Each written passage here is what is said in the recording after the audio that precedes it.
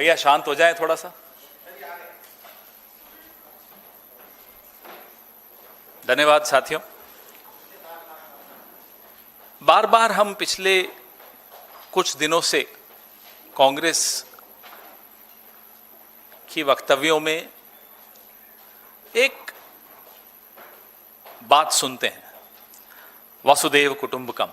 खरगे साहब ने अपने वक्तव्य में, श्रीमती सोनिया गांधी ने अपने आर्टिकल में वसुधैव कुटुंबकम का जिक्र किया। अतिथि देवो भव भी एक हमारी एक बहुत पुरानी पहचान है, उस पर मैं आता हूं। यह दोनों वाक्य, ये दोनों जो हमारी पहचान के वाक्य हैं, इनको प्रधानमंत्री भी दुनिया भर में अपने अलग अलग दौरों में जरूर दोहराते हैं, लेकिन हमारी प्रधानमंत्री की जो कार्यशैली है, जो विदेश नीति है, उसमें इन दोनों कथनों का इतना भी अंश नहीं दिखाई देता। एक और कहावत है संस्कृत में, मौनम स्वीकृति लक्षणम, कि आपका जो मौन है उसमें आपकी स्वीकृति परिलक्षित होती है, आपकी स्वीकृति सुनाई देती है। जो मौन में सुनाई देता है वो शब्दों में भी नहीं सुनाई दे सकता। प्रधानमंत्री के मौन में बहुत कुछ सुनाई दे रहा है और वो सुनकर पूरा विश्व हैरान है। एक आपराधिक चुप्पी है, मेरी आपराधिक चुप्पी हो, आपकी आपराधिक चुप्पी हो, ये हमारा व्यक्तिगत मामला होता है। लेकिन अगर देश के प्रधानमंत्री की आपराधिक चुप्पी हो तो वो व्यक्तिगत विषय नहीं रह जाता, वो पूरे देश पर, पूरे विरासत पर एक बदनुमा दाग बनकर दिखने लग जाता है और आंखों को बहुत भद्दा दिखता है। वो ऐसा दाग है जिसको हटाया भी नहीं जा सकता। प्रधानमंत्री की एक आपराधिक चुप्पी है जो बदनुमा दाग पूरे देश पर, पूरे देश के नाम पर बनकर सामने, उभर कर सामने आ रहा।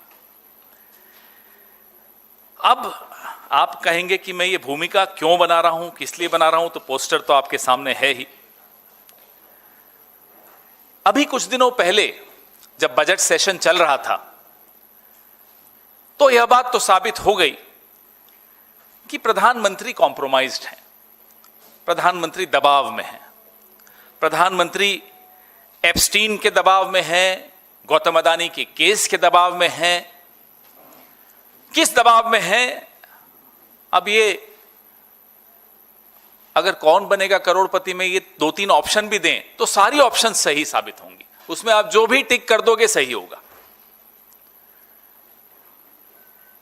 लेकिन जो अभी कुछ दिनों पहले हुआ वो किसी की भी समझ के बाहर है। प्रधानमंत्री इजराइल गए तो वहां शुरू कीजिए कि क्यों गए साहब, कारण क्या था?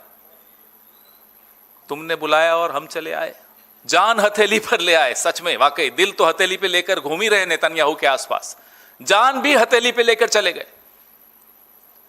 ऐसी क्या मजबूरी है कठपुतली नरेश कि वो धागे हिलाते हैं और आप नाचना शुरू कर देते हैं? क्यों गए थे? क्या हासिल करके आए? आपके आने के 48 घंटे के भीतर एक गैर कानूनी जंग इजराइल और अमेरिका ने ईरान पर छेड़ दी। गैर कानूनी, अमेरिका की कांग्रेस से कोई अप्रूव नहीं हुई है, पास नहीं हुई है, गैर कानूनी जंग है। एक गैर कानूनी जंग आपके हिंदुस्तान लौटने के 48 घंटे में हो गई और एक राष्ट्राध्यक्ष जो कि शिया के धर्मगुरु भी हैं, आयतुल्लाह खामेनेई साहब, उनकी हत्या भी हो गई। ये सब आपके इजराइल से भारत लौटने के 48 घंटे में हुआ। क्या आपकी ये आकस्मिक यात्रा इस पूरे घटनाक्रम को लेजिटिमाइज करने के लिए थी, एक कानूनी जामा पहनाने के लिए थी, एक लोगों को कुछ और दिखाना था और अंदर कुछ और तैयारी चल रही थी इजराइल और अमेरिका की, और आप उसमें कठपुतली बन गए, सामने आ गए साहब, हाँ सब कुछ ठीक है, सब चंगा। ये भारत का कद है आज की तारीख में। कि आपको कोई भी कठपुतली की तरह इस्तेमाल कर लेता है और आप इस्तेमाल हो जाते हो। और भारत का प्रधानमंत्री सिर्फ भारत का प्रधानमंत्री एक अकेला नरेंद्र मोदी नहीं है, पूरे भारत का प्रतिनिधित्व करता है। ये भारत की औकात बना दी, ये भारत की हैसियत बना दी प्रधानमंत्री नरेंद्र मोदी ने। नकली मेडल, एक ऐसा मेडल जो कभी था ही नहीं इजराइल में, यूनिकॉर्न पहना दिया, खुश हो गए साहब, इतलाते इतराते मेडल पहन के घूम रहे हैं। आज इजराइल की वो स्थिति है कि जो ग्लोबल साउथ है वो इजराइल से दूर दिखना चाहता है, इजराइल के पास नहीं दिखना चाहता। All the countries in the global south are trying to steer clear of the genocidal regime of Netanyahu. But the Prime Minister went happily there. याद करिए एप्स्टीन फाइल्स में क्या था, song and dance, sang and danced। 28 फरवरी को Iran पर ये हमले हुए। ये हमले तब हुए जब नेगोशिएशंस अभी जो चल रही थी ईरान और अमेरिका की, वो कंक्लूड नहीं हुई थी, खत्म नहीं हुई थी, कोई युद्ध की घोषणा नहीं, औपचारिक घोषणा नहीं हुई थी। और बार बार ये कंफर्मेशन आ रही थी कि अमेरिका को ईरान से कोई खतरा नहीं है। इसलिए मैं दोहरा रहा हूं कि कांग्रेस से पास हुआ, अमेरिकी कांग्रेस से पास हुआ युद्ध नहीं है, गैर कानूनी युद्ध है। लेकिन भारत में इतना नैतिक बल नहीं था कि इसकी निंदा कर सके। एक शब्द नहीं निकला। सहमा हुआ प्रधानमंत्री, डरा हुआ प्रधानमंत्री, एक शब्द नहीं निंदा का निकाल सकता। और कभी भारत नैतिक नेतृत्व देता था पूरे विश्व को, आज से 15 साल पहले, 10-12 साल पहले यह हालत है। 1 मार्च को जो सुप्रीम लीडर ईरान के आयतुल्लाह खामेनेई साहब की हत्या हुई, जैसा कि मैंने आपको बताया, इंडिया ने, भारत ने, मोदी जी ने एक शब्द निंदा का उस हत्या की नहीं निकला उनके मुंह से। ये कौन सा नया भवन इन्होंने सेवा तीर्थ या जो भी बनाया है, सेवा तीर्थ से ईरान की जो एम्बेसी है, मुझे लगता है 1-2 किलोमीटर होगी। कंडोलेंस बुक खुली हुई है, नहीं जाएंगे प्रधानमंत्री। क्यों? अनुमति जब मिलेगी तब हिलेंगे। अनुमति कहां से? Gang of Epstein. एप्स्टीन के गैंग्स कंट्रोल कर रहे हैं आज प्रधानमंत्री को। उनकी अनुमति के बगैर न शोक प्रस्ताव हो सकता है प्रधानमंत्री की तरफ से, न निंदा प्रस्ताव आ सकता है प्रधानमंत्री की तरफ से। अफसोस कि मेरे देश का प्रधानमंत्री गैंग्स ऑफ एप्स्टीन के कब्जे में है। नहीं जाएंगे, लिख लीजिए आप। लेकिन इसके अलग अलग पहलू हैं। एक तो पहलू जो मैंने आपको अभी बताया मानवीय है, दूसरा ऐतिहासिक है, सांस्कृतिक है। हमारे जो रिश्ते रहे हैं ईरान के साथ, हजारों साल के रिश्ते रहे हैं। प्रधानमंत्री खुद कहते हैं कि जो हमारा रिश्ते ईरान से इतिहास से भी पुराने हैं, ये प्रधानमंत्री का कथन है। तो ऐतिहासिक पहलू भी है, मानवीय पहलू तो है ही। संकट की घड़ी में आप मानवीय पहलू भूल जाओ, आप ऐतिहासिक पहलू भूल जाओ, आप कठपुतली बने घूमते रहो, नाचते रहो, फिरते रहो, अचानक इजराइल पहुंच जाओ, नकली मेडल पहन लो। लेकिन एक आर्थिक पहलू भी है। आर्थिक पहलू ऐसा जो मेरे और आपके घर के किचन तक आता है, वो इस वॉर, इस गैर कानूनी युद्ध का आर्थिक पहलू एक एक भारतवासी को झेलना पड़ेगा। मैं आंकड़ों के साथ मैं आपको बताता हूं कि व्यापारिक पहलू क्या है और क्या नुकसान हमें इसका होने वाला है। आप आइए, जो स्ट्रेट ऑफ हॉर्मुज है, जिसको ईरान ने अभी बंद कर रखा है, ईरान ने 2 देशों के लिए वो स्ट्रेट ऑफ हॉर्मुज उनके जहाजों के लिए खोल दिया, चीन और रशिया। भारत का नाम उस लिस्ट में आपने अगर उम्मीद की हो तो गलत उम्मीद की थी, नहीं है। क्यों नहीं है वो आपको मैं बता ही चुका हूं। प्रधानमंत्री की आपराधिक चुप्पी, प्रधानमंत्री का गैंग्स ऑफ एप्स्टीन द्वारा जो कंट्रोल है प्रधानमंत्री के ऊपर, प्रधानमंत्री के मुंह से एक निंदा नहीं निकले, प्रधानमंत्री के मुंह से एक शोक का शब्द नहीं निकले। ये कारण है कि स्ट्रेट ऑफ हॉर्मुज जो चीन और रूस के जहाजों के लिए खोल दिया, ईरान ने भारत के जहाजों के लिए बंद है। और आज जब मैं आपसे बात कर रहा हूं, 10,000 करोड़ का भारत का सामान, 38 जहाज और 1100 सेलर्स अटके हुए हैं। पॉइंट नंबर 1 मैं फिर रिपीट करता हूं, shipping assets worth 10,000 crore rupees, 38 ships and 1,100 sailors are stuck. Bharat की जो Indian national ship owners association है, उसने भारत सरकार से आग्रह किया है, गुजारिश की है कि साहब मदद कीजिए। भारत सरकार मदद करने की स्थिति में नहीं है, क्योंकि ईरान के साथ भारत सरकार ने अपने तमाम, as they say in English, bridges have been burnt. सारे पुल तोड़ दिए हैं ईरान के साथ। अब आप किस मुंह से उनको कहे कि साहब हमारे ये 1100 सेलर्स, हमारा 10,000 करोड़ का सामान, हमारी 38 जहाज आने दीजिए? नहीं कह सकते आप। Look at the planning, look at the lack of planning, look at the lack of strategy.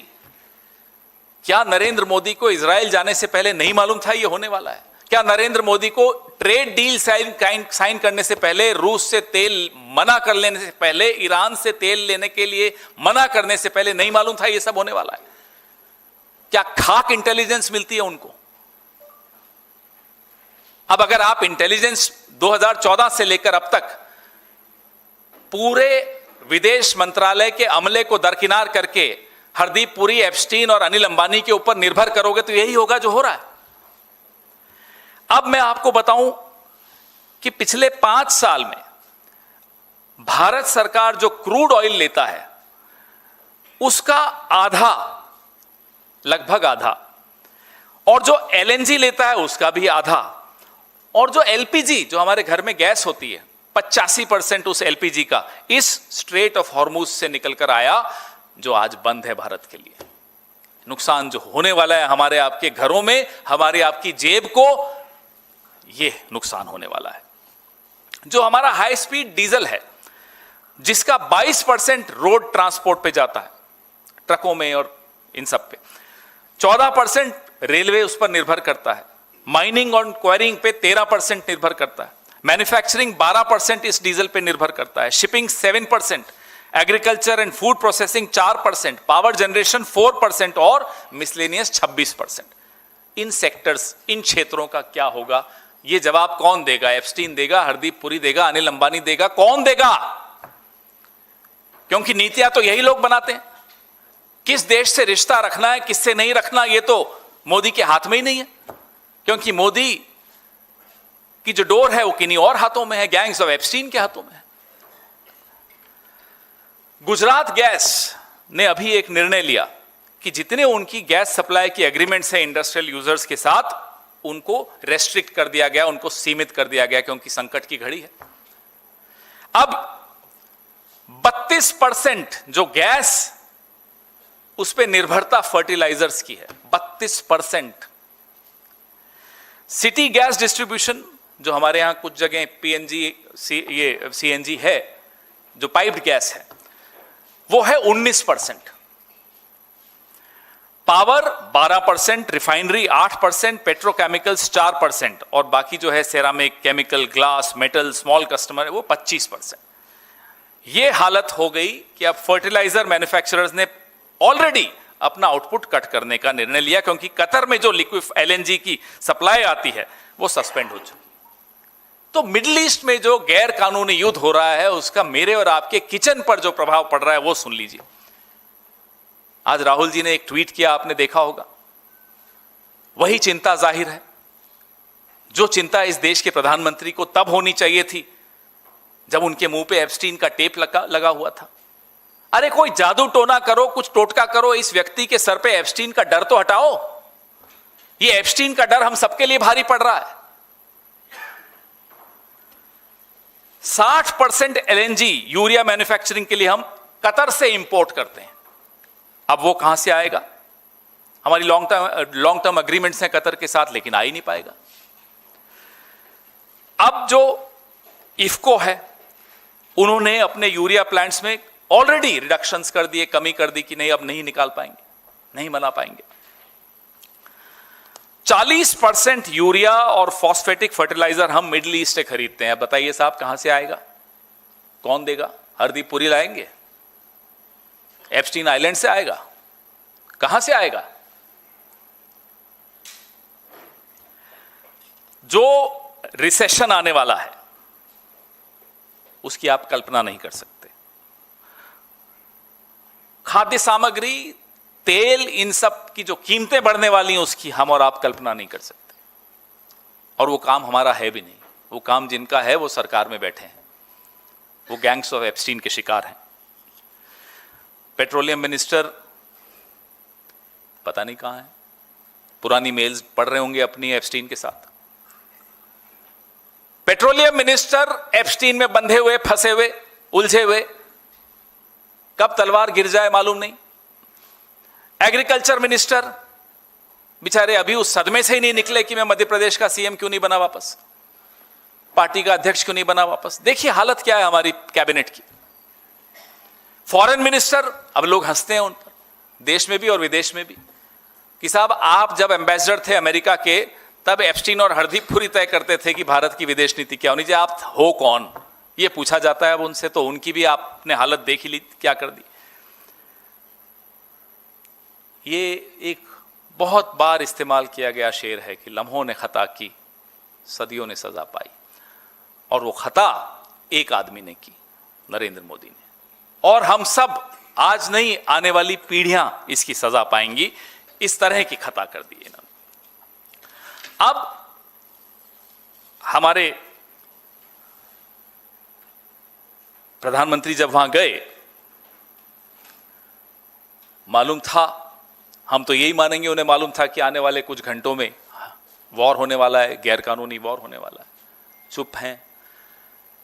क्या गारंटी है कि ये गैंग्स ऑफ एप्स्टीन किसी और देश, भारत भी उसमें शामिल हो सकता है? क्या गारंटी कि कल को ये हमारे साथ नहीं हो सकता? रूल बेस्ड ऑर्डर का महत्व यही है कि आज पड़ोसी के साथ हुआ, कल मेरे साथ हो सकता है। इसलिए एक रूल्स होने चाहिए, उन रूल्स पे देशों को चलना चाहिए।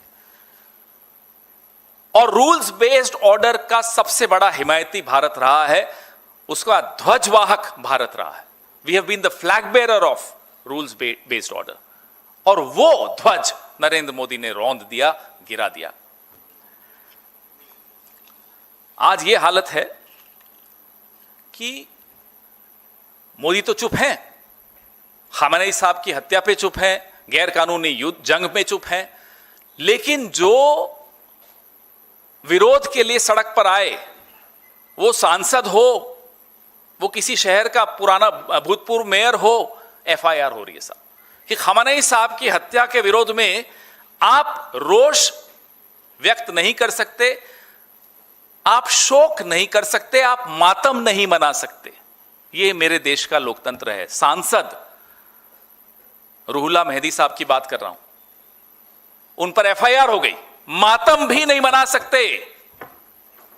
ये इस देश की आज लोकतंत्र की हमने हालत कर दी, हमारे गैंग्स ऑफ एप्स्टीन ने।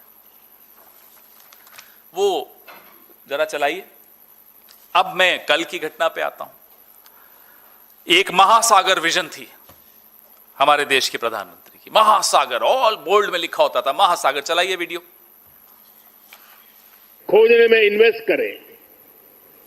मुझे खुशी है कि आज भारत इस दिशा में लगातार कदम उठा रहा है।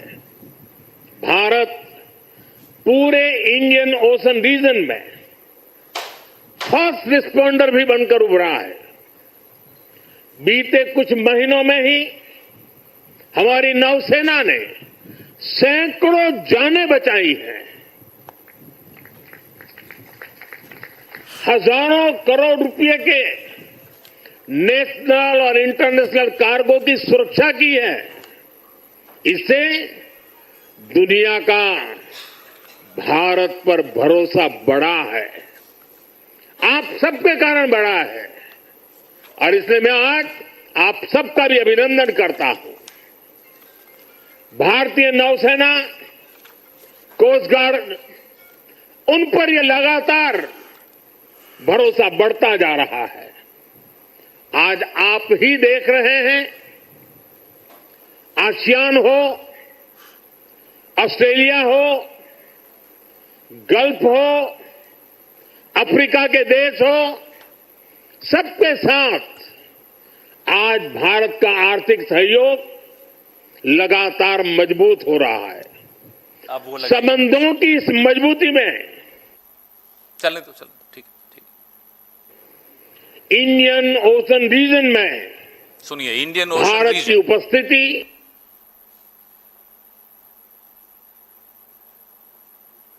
ये पूरा इंडियन ओशन के हम पहरेदार अपने आप को मानते थे और थे, इसमें कोई शक की बात नहीं। मैं उदाहरण देता हूं। मैं उदाहरण ये दे रहा हूं कि 2018 में एक यॉट थी, गोवा के आगे इंटरनेशनल वाटर्स में थी। दुबई की प्रिंसेस लतीफा को हमने उस यॉट को पकड़ के उनको गिरफ्तार किया था, इंटरनेशनल वाटर्स में किया था। तो तब तो हम इंडियन ओशन के पहरेदार थे। अब हमारा मेहमान, मैंने शुरू में अतिथि देवो भव कहा था ना, हमारा मेहमान एक ऐसी एक्सरसाइज में हमारे निमंत्रण पर भारत आया, ईरान का ये वेसल।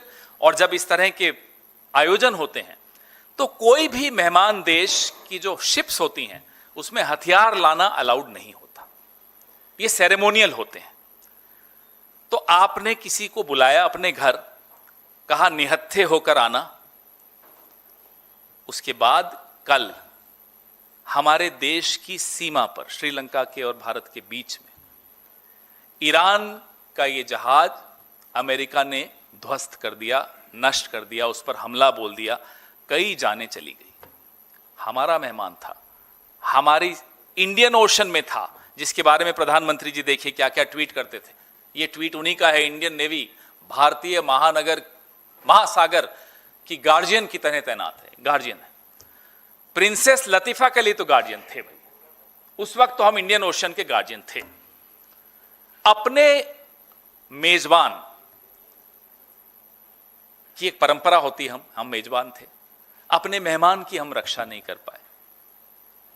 और एक और महत्वपूर्ण तथ्य इसमें हम लोगों से छिपा रह गया, सोशल मीडिया पे आपने देखा होगा, अमेरिका ने इस आयोजन में आने से अंतिम क्षण में अपने जहाज नहीं भेजे, अपने अफसर जरूर आए।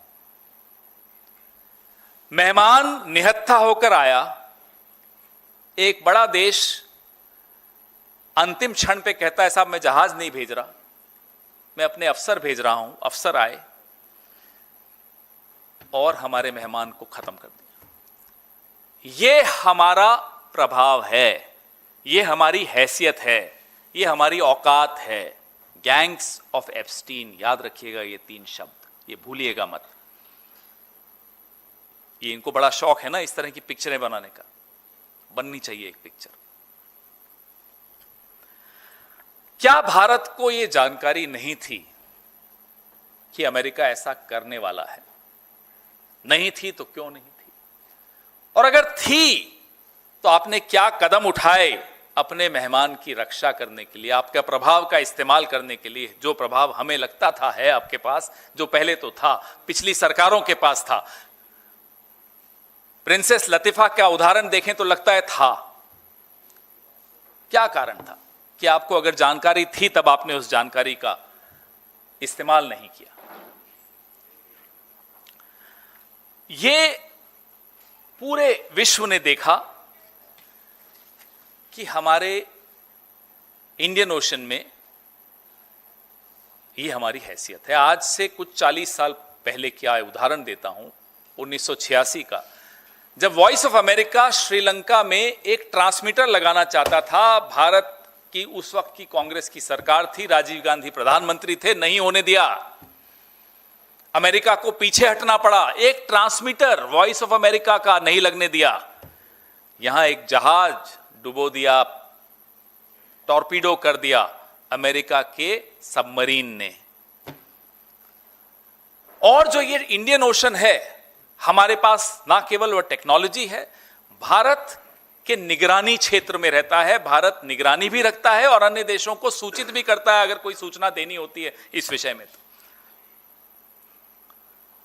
हम तो सुनते थे कि ये भारत नया भारत है, घर में घुस के मारेगा। ये क्या हो रहा है साहब?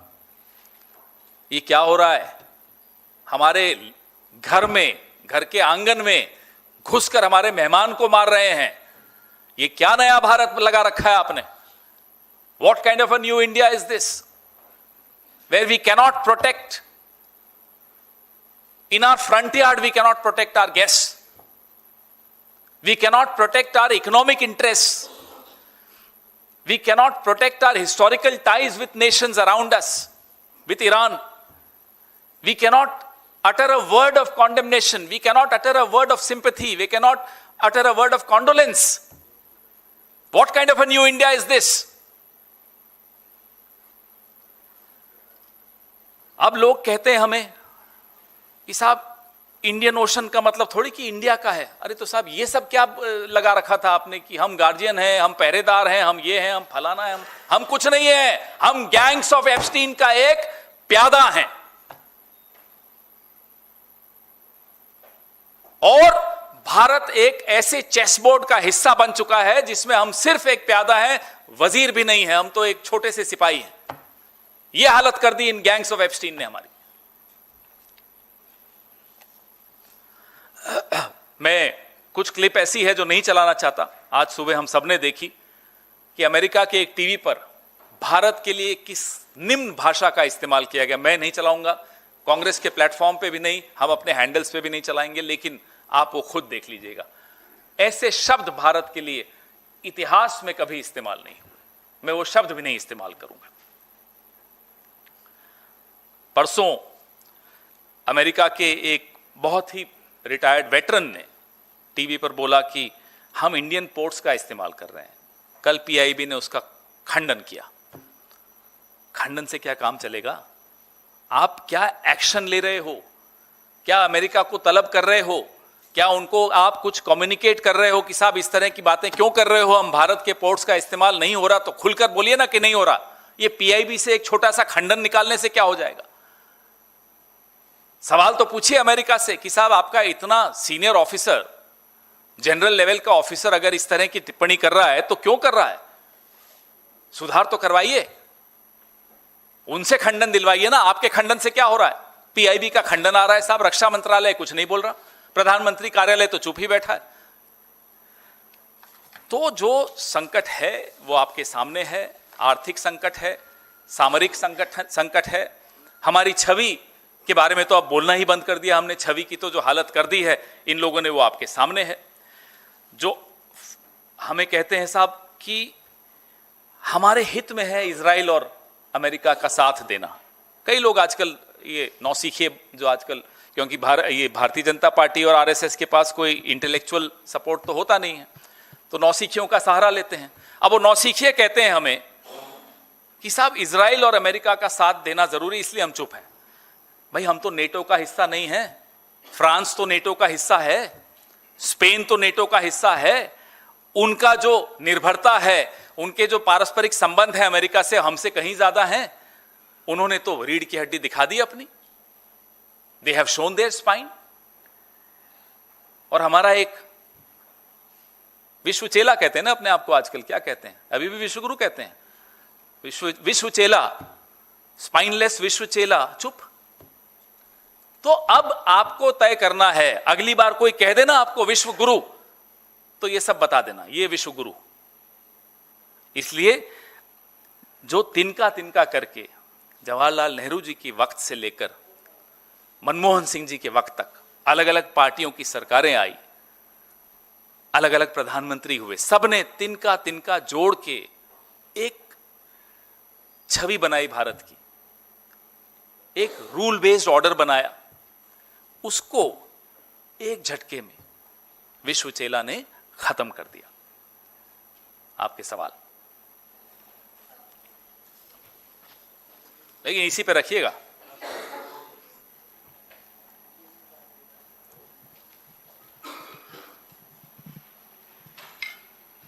Sir, a joint statement has been released with Finland in which Prime Minister has mentioned that military conflicts cannot be a solution for anything. But he has mentioned about Ukraine and stated that whatever is happening, the tensions which are going on in the other parts of the world, there was no mention about Israel or Iran. हिम्मत What's नहीं your है. take upon it? You are still asking me after this long Mahabharata. You are asking me who is Arjun? He has no courage. He will wait for permission.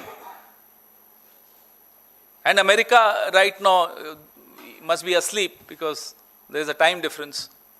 Who will he take permission from?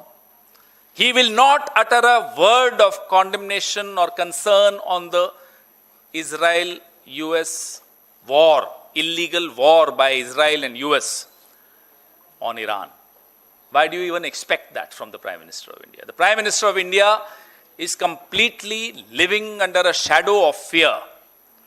Whether that fear comes from Epstein or Gautam Adani's case or something which Anil Ambani knows, go and ask Hardeep Puri, he will be able to tell you. There is some huge shadow of fear under which the Prime Minister lives. Don't you see his body language? Sir, during previous governments, India also maintained a strong defense cooperation with Israel. Why is the same policy now being questioned? We are not questioning any relationships that you have with other countries. Don't forget that Israel was recognized by a Congress government. We have no problem with that. The thing is, there is a rule-based order that you need to respect. And it's not either or, that if I am a friend of Israel, I have to be necessarily an enemy of Iran. With Iran, we have historic civilizational ties. Can you ignore that? Strategic ties. We have economic dependence, interdependence. All that you will sacrifice for one friend. Netanyahu is Modi's new friend. Iran has been India's old friend. Don't forget that. पवन जी, आपने कहा कि सेवा तीर्थ और Iran embassy की दूरी बहुत कम है और प्रधानमंत्री नहीं जाएंगे. कांग्रेस की तरफ से क्या रुख है? अगर कंट्रोल हम तो जा ही रहे हैं. हमारे कई इमरान मसूद होकर आए, कई हमारे लोग जा रहे हैं. हमारे यहाँ थोड़े ऐसे कोई रोक टोक होती है. हम थोड़ी अमेरिका से परमिशन लेते हैं, इजराइल से थोड़े परमिशन लेंगे. हम लोग जा रहे हैं, जिनको जाना है अभी लगातार जा रहे हैं. बात यह है कि देश का जो निजाम है, जो देश का प्रधानमंत्री है, वो देश का प्रतिनिधित्व करता है. देश का विपक्ष तो अपना काम कर ही रहा है. देश का निजाम क्या कर रहा है, देश का राजा क्या कर रहा है, राजा कहते हुए हंसी आती है, कठपुतली क्या कर रहे हैं, वो तो विश्वचेला क्या कर रहा है, वो आपके सामने है. Sir, as you said, sir, as you said, is the country heading towards this serious energy issues in the future? Do you see that? And as an opposition, do you have any solutions for it to offer for the government? It's not my job to give solutions to the government which commits blunders without asking us. Did they ask us before going to Israel? Did they ask us to stay silent at the illegal war US and Israel have launched on Iran? Did they ask us why not to issue a condolence message for the absolutely dastardly, cowardly assassination of Ayatollah Khamenei? Did they ask us? So don't ask us for solutions, please. We can give you what we did when we were in power. As far as the crisis which is looming large is concerned, I have given you all the data, starting from the fact that the strategic gesture of support which has been given by Iran to China and Russia in the Strait of Hormuz is not extended to us, and rightly so. We had to just follow the rule-based order. The fact that 10,000 crores of our shipping assets in 38 ships with 1,100 sailors are stuck there is our issue. The fact that the Indian National Ship Owners Association has sought government intervention in getting a safe passage is right there in front of you.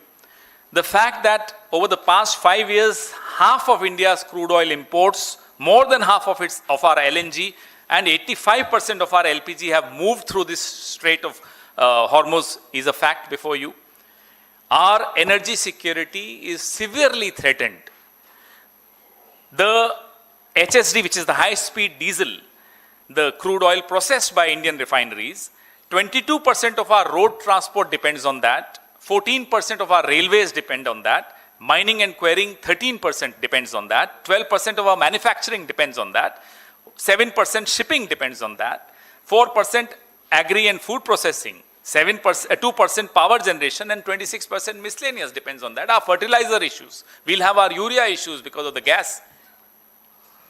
So there is a serious, very serious threat looming large. Mike? Sir Iran दूतावास में आज से 3 दिनों का शोक संदेश कार्यक्रम रखा है। आपने कहा कि आपके नेता पहले गए थे, लेकिन आज से शोक संदेश का कार्यक्रम है।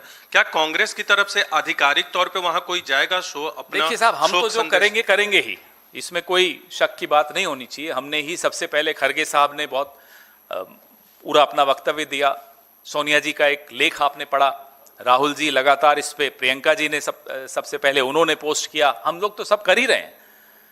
जो देश का राजा है, जो देश का प्रधानमंत्री है, उसके मुंह से न निंदा का एक शब्द निकलता है गैर कानूनी युद्ध का, और न शोक का एक शब्द निकलता है आयतुल्लाह खamenei की हत्या का।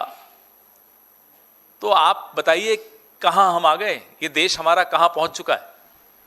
विश्व गुरु वाकई था ये देश, इसमें कोई शक की बात नहीं, और हर पीढ़ी ने बनाया था उसको, लेकिन एक ऐसा विश्व चेला आया, उसने सब गुड़ गोबर कर दिया। बताइए सर। एक सेकंड, माइक आ जाए, एक बोलने दो। Sir, there has been reports that on Epstein files on 2017 March 9, Anil Ambani has suggesting that former CIA head David Petraeus should be the ambassador to India.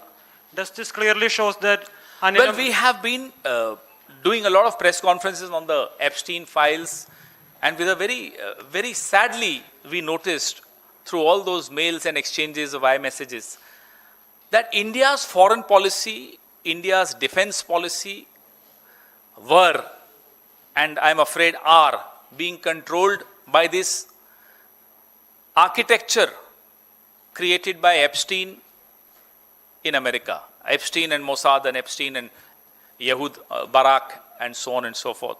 And instead of depending on our foreign office, our external affairs ministry, our ambassadors, our diplomats, Mr. Narendra Modi depended on persona non grata, during those days at least, Hardeep Puri. He was a persona non grata. He was not occupying any office, no constitutional position. And Anil Ambani and Ehud Barak, these people were deciding our foreign policy, our defense procurement decisions. And who will be the ambassador of US in India? Imagine. So, mike आ जाएगा अभी, आप इनको भी देना भाई mic. इस issue पर संसद के सत्र के अगले भाग में कांग्रेस पार्टी की स्ट्रेटेजी क्या रहेगी, कांग्रेस की और पूरे अपोजिशन की? देखिए साहब, ये बहुत गंभीर मुद्दा है। मैंने आपको मानवीय पहलू बताया, मैंने आपको ऐतिहासिक पहलू बताया, मैं आपको सामरिक पहलू बताया और आर्थिक पहलू बताया। चारों पहलू के अलावा भी और कई पहलू हैं इसमें। ये तमाम पहलुओं को देखते हुए जाहिर सी बात है कि अगर एक ऐसे निर्णय हमारे प्रधानमंत्री ने लिए हैं, या ऐसे निर्णय जो नहीं लिए हैं, उसका सीधा सीधा प्रभाव हमारे आपकी जिंदगी पर पड़ता है, हमारी आपकी अर्थव्यवस्था पर पड़ता है, हर घर की अर्थव्यवस्था पर पड़ रहा है। तो ये मुद्दा तो गंभीर है और डोमिनेट करेगा ही।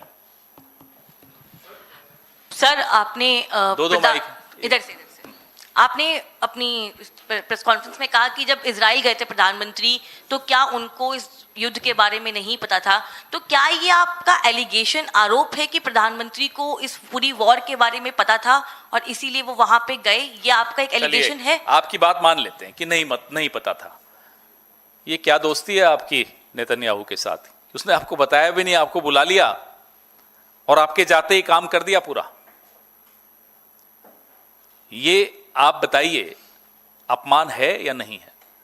आपकी हैसियत क्या है उनकी नजरों में, ये दिखता है या नहीं दिखता? ये तो उस अजम्पशन पे चल रहे हैं हम कि नहीं पता था, और अगर पता था तो आपने ये सारे ऐतिहासिक, मानवीय, सामरिक और आर्थिक नुकसान जो भारत को हो रहा है उस दिशा में आपने क्या कदम उठाया, मुझे बताइए।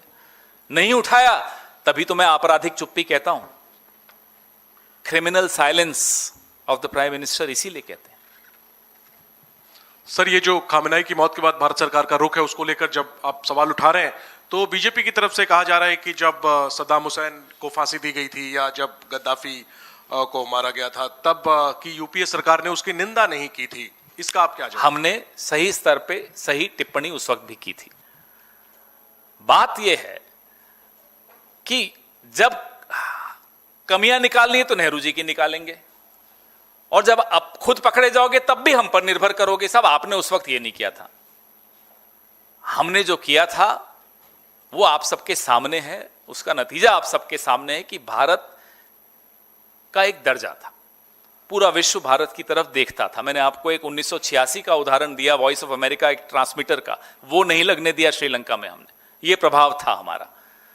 और मैं को जब ये बोलता हूं कि प्रभाव था तो मुझे खुद अफसोस होता है कि मेरे को पास्ट टेंस में बात करना पड़ रहा है कि प्रभाव अब नहीं है। ये हालत है हमारी। हम सरकार नहीं चला रहे, हमें लगता है हम गैंग्स चला रहे हैं। दुबई की प्रिंसेस लतीफा को वहां से अगवा करके सुपुर्द करना है दुबई, वो कर देंगे साहब, तब हमारा प्रभाव क्षेत्र है इंडियन ओशन में। अब नहीं है। बताइए, क्या ये सरकार चलाने का तरीका है? रूल्स बेस्ड ऑर्डर क्या ये होता है कि जब सूट करे तभी? हमने कहा जो देश, जो समाज, जो शख्स, जो कौम सिद्धांत पर चलती है वो लंबा चलती है। हमारी सभ्यता सिद्धांतों पर टिकी हुई है, सिद्धांतों पर चलती है, इसलिए इतनी लंबी चली। लेकिन ये विश्व चेला, माफ कीजिएगा। पवन जी, दो सवाल हैं।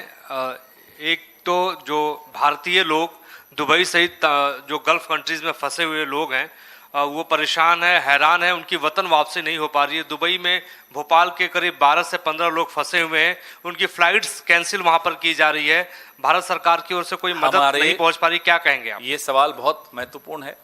हमारे 3 सेलर्स भी मारे गए हैं, उन सबको हमारी श्रद्धांजलि। और हमारे कई लोग अटके हुए हैं। क्या प्रधानमंत्री जब इजराइल गए थे तो एक दोस्त को, अपने दूसरे दोस्त को नहीं बताना चाहिए था कि साहब ये सब होने वाला है, अपने लोगों को थोड़ा महफूज रखो? फिर उसी पे आ गई बात। हमारे हित की रक्षा हमारा दोस्त नहीं कर रहा, फिर भी हम उसके गले पड़ रहे हैं, साहब तुम हमारे दोस्त हो, हम तुम्हारे दोस्त हैं, क्योंकि पेगासस का रिश्ता है, दर्द का रिश्ता है, एप्स्टीन का रिश्ता है। क्या रिश्ता है साहब? यही तो पूछ रहे हैं हम। हमारे लोग अटके हुए हैं, हमारे लोग मारे जा रहे हैं, और भाई साहब वहां नकली मेडल पहनकर आ गए, इन्हें मालूम ही नहीं था। वो मेडल की चमक में बह गए, भटक गए। यही तो हमारे गंभीर सवाल है साहब कि क्या डर है आपके अंदर, क्या खौफ है आपके अंदर कि आप भारत के हितों का समझौता करने में 1 सेकंड नहीं लगाते। खत्म, लोग मर रहे हैं, मरने दीजिए, जो उचित समझो वो करो। यह बहुत गंभीर मुद्दा है। और अगर भारत सरकार को थोड़ी सी चिंता होती तो प्रधानमंत्री इजराइल या तो जाते नहीं, या एक स्टैंड लेते, या गए थे तो कुछ करके आते। पवन जी, एक और सवाल है बिहार की राजनीति से, इस पे पहले हो जाए फिर बाद में।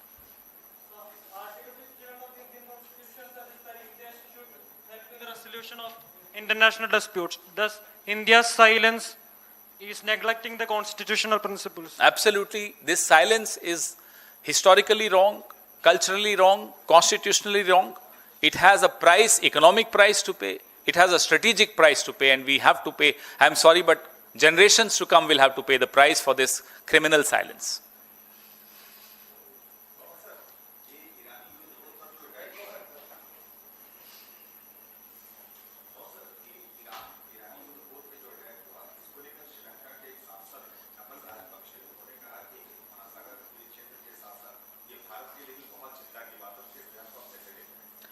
ये मुझे इस बयान से दुख होता है कि हमें श्रीलंका ज्ञान दे रहा है। ये स्थिति आ गई। श्रीलंका की नेवी हमारी नेवी से कहीं कम मानी जाती है, हमारी उत्कृष्ट नेवी है।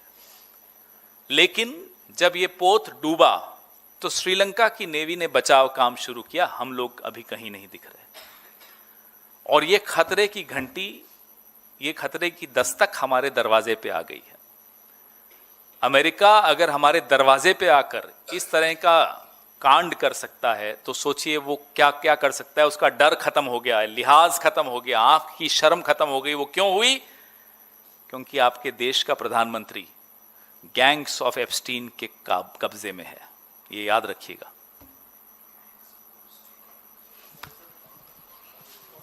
हाँ जी, अलग विषय। अब 2-3 क्वेश्चन और अलग विषय पे।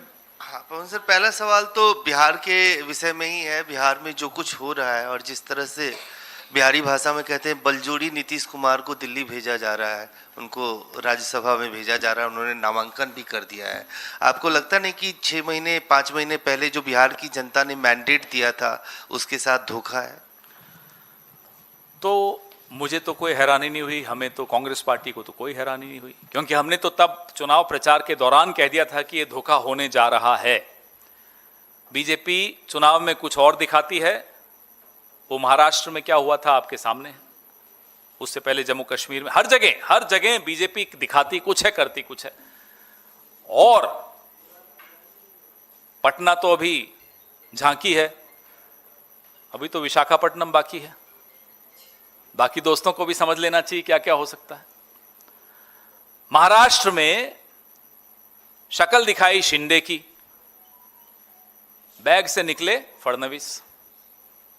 हर जगह तो जो भी छोटा ये रीजनल पार्टीज होती हैं, क्षेत्रीय दल होते हैं, ये खुद समझ लें, यात्री अपने सामान की चिंता खुद करें। लेकिन नीतीश कुमार जी भारत की राजनीति के, हम किसी भी दल के हैं, वो अलग दल के हैं, अलग बात है, भारत की राजनीति में जो वरिष्ठतम नेताओं में शुमार है, इस तरह से अपमानजनक तरीके से जबरदस्ती उनको अपने राज्य से निकालकर और राज्यसभा में भेजना, अब उनकी पार्टी के कार्यकर्ता क्या महसूस कर रहे हैं मैं नहीं जानता। मैं भारत की राजनीति का एक छात्र की हैसियत से बोल रहा हूं कि भारत की राजनीति में बहुत कम उस सीनियरिटी के लोग बचे हैं। इस उम्र में इस तरह का अपमान भाजपा के हाथों जो हुआ है नीतीश कुमार जी का, ये किसी को भी पसंद नहीं आएगा।